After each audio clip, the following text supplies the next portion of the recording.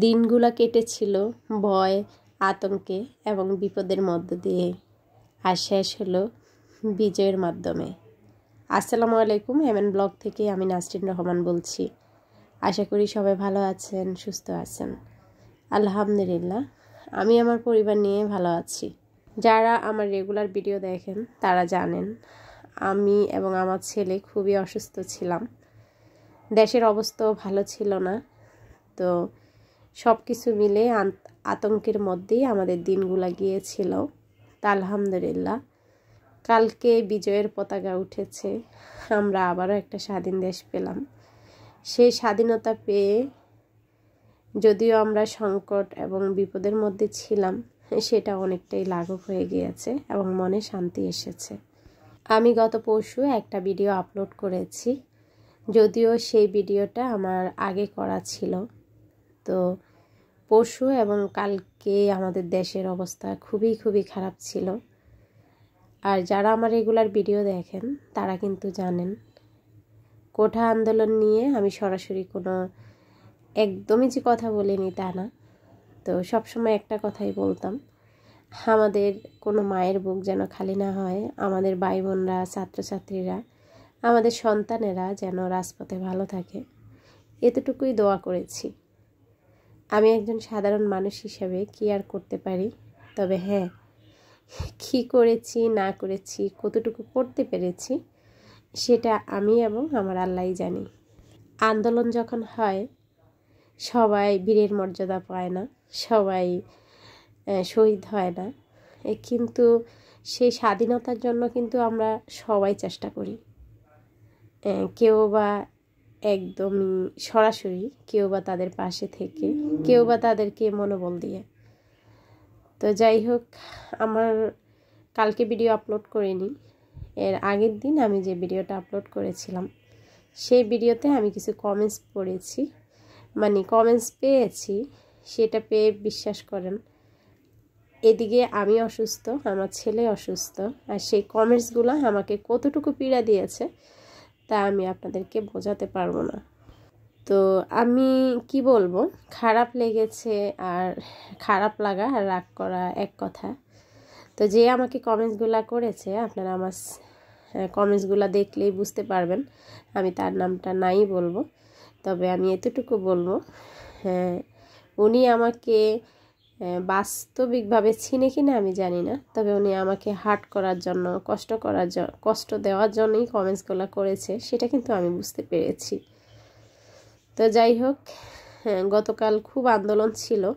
আমি যখন আমার ছেলেকে নিয়ে হসপিটালে যাই, দুইটা মেয়েকে বাসায় রেখে গিয়েছি, তো কি বলবো, আতঙ্কের মধ্যে গিয়েছি যে কখন জানি না যে ঠিকমতো আবার ছেলেটাকে নিয়ে বাসায় ফিরতে পারবো কি না। কেননা আমাদের বাসার নিচে কমপক্ষে 20-30 জন পুলিশ ছিল, এলোপাথারি এভাবে মানে গুলি করেছে, আর সেটা হয়েছে আমি বাসায় ঢোকার পরপরই। তো বিশ্বাস করেন, কি আর বলবো, একটা মানুষ কতটুকু ভয়ে থাকে এই সময়টা আপনারা তো জানেন। তো আমি ছেলেকে নিয়ে যখন আসছিলাম আর কি রাস্তা দিয়ে, রাস্তাটা খুবই শুনশান ছিল, বেশি একটা মানুষজন ছিল না, কিন্তু হসপিটাল থেকে যখন বের হব একবার কিন্তু গেটটা বন্ধ করে দিয়েছিল। তো সামনের পরিবেশটা তখনও স্বাভাবিক ছিল, তখন খুব ভোর ছিল, আমি এই যে নামতেছি তখন প্রায় 7:30 বাজে। তো তখন আমি ছেলের ব্লাড দিতে গিয়েছিলাম, তারপর বাসায় চলে এসেছি। বাসায় আসার পর ছেলের অবস্থা আরও খারাপ, তখন ছেলের আরও দেখা যায় 104 জ্বর, কোনো মতেই ডাক্তার দেখাতে পাচ্ছিলাম না। তো ডাক্তার দেখিয়েছি আবার বিকাল 4:30টায়। তো বিকাল 4:30টায় যখন আমি ডাক্তার দেখাই, তখন মোটামুটি মানে পরশুকার ঘটনাটা আমি বলতেছি আর কি। তো তখন কি অবস্থা ছিল আপনারা সবাই জানেন। তারপর আল্লাহর উপর ভরসা করি আমি বাইরে গিয়েছি। তো নিজেরও শরীরটা ভালো না, ছেলেরও শরীরটা ভালো না, তার মাঝে এরকম কমেন্টস পেলে কেমন লাগে। তো আমি বলবো, আসলে বাইরে থেকে মানুষকে এভাবে আঘাত না করে একটু চুপ থাকতে পারেন। বলা যায় না, আসলে পীর ফকির তো গায়ে লেখা থাকে না, কখন কার মনের কষ্টটা আপনার ফ্যামিলির উপর, আপনার উপর পড়ে সেটা আপনি বুঝতেও পারবেন না। তো অনেকেই বলে যে আমি অভিশাপ দেই না, আমি বরদোয়া দেই না। তো সেটা আসলে দিতে হয় না। সেটা আপনার মনের মাঝে যখন ক্ষত সৃষ্টি হবে, খুব কষ্ট লাগবে, তখন অভিশাপ এবং বরদোয়া দিতে হয় না, সেটা আপনি আপনার গায়ে লেগে যায়। তা আমি আপনারও কোনো ক্ষতি করি না, বা আপনাকে আমি চিনি কিনা তাও জানি না। তা আপনি আমাকে হার্ট করে কথা বললে সেটা মনে তো আঘাত লাগবেই।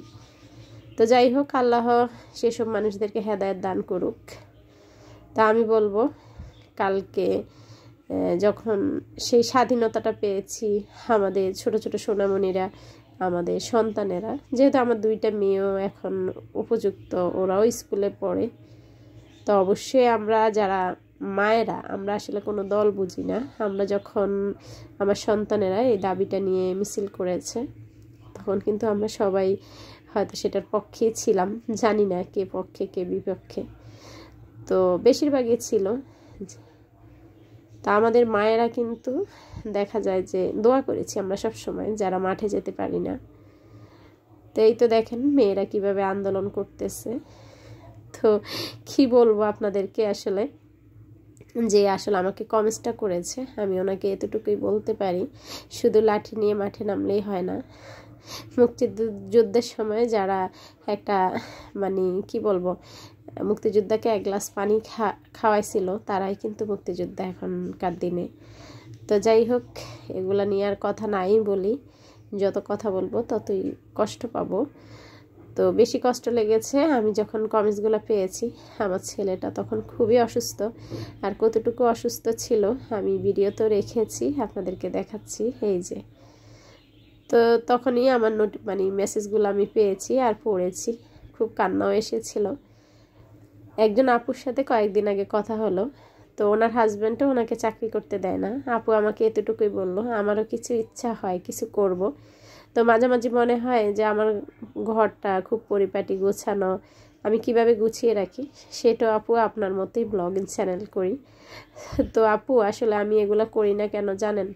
আমি যখন জানতে চেয়েছিলাম, তখন উনি বলেছিল আমি করি না এই জন্যই যে আমাকে যখন হ্যাটার্সরা খারাপ খারাপ কমেন্টস করবে, তখন আমার খুব খারাপ লাগবে, আমি এগুলো কখনো নিতে পারবো না, আমার খুব কান্না আসবে।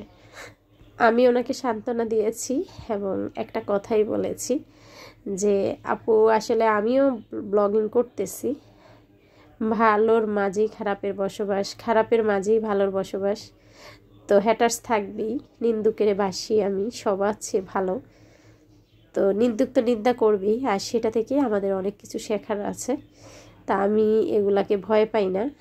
কেউ আমাকে খারাপ কমেন্টস করবে, যেহেতু আমি মানুষ, রক্তে মাংসে গড়া মানুষ, আমার একটু খারাপ লাগবে, তবে সেটা মনে করবেন না যে আমি পিছিয়ে যাব। আলহামদুলিল্লাহ, আমি আরও এক ধাপ এগিয়ে যাব।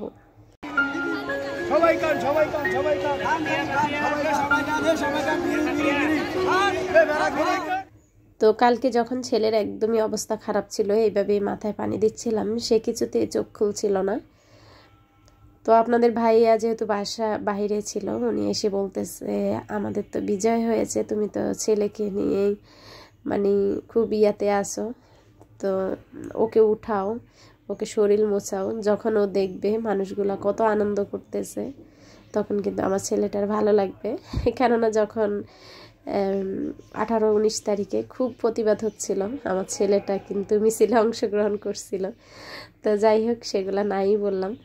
তো তারপর আপনাদের ভাইয়া, আমরা ওকে ভালো করে শরীর মুছিয়ে বাহিরে বের হয়েছি এবং আনন্দ মিছিলে আমরা অংশগ্রহণ করেছি, আলহামদুলিল্লাহ। তো যার নির্দেশে এবং আমাদের দেশের এই অবস্থা হয়েছিল, অনেক মায়ের বুক খালি হয়েছিল, আরও আগেই সেগুলা বন্ধ হওয়ার দরকার ছিল, তাহলে হয়তো আজকে আমাদের মায়েরা ঘুমড়ে ঘুমড়ে কাঁদতে হতো না, হাজারো মায়ের বুক খালি হতো না। তো কিছু পেতে হলে কিছু হারাতে হয়, সেটার আবারও সাক্ষী হলাম।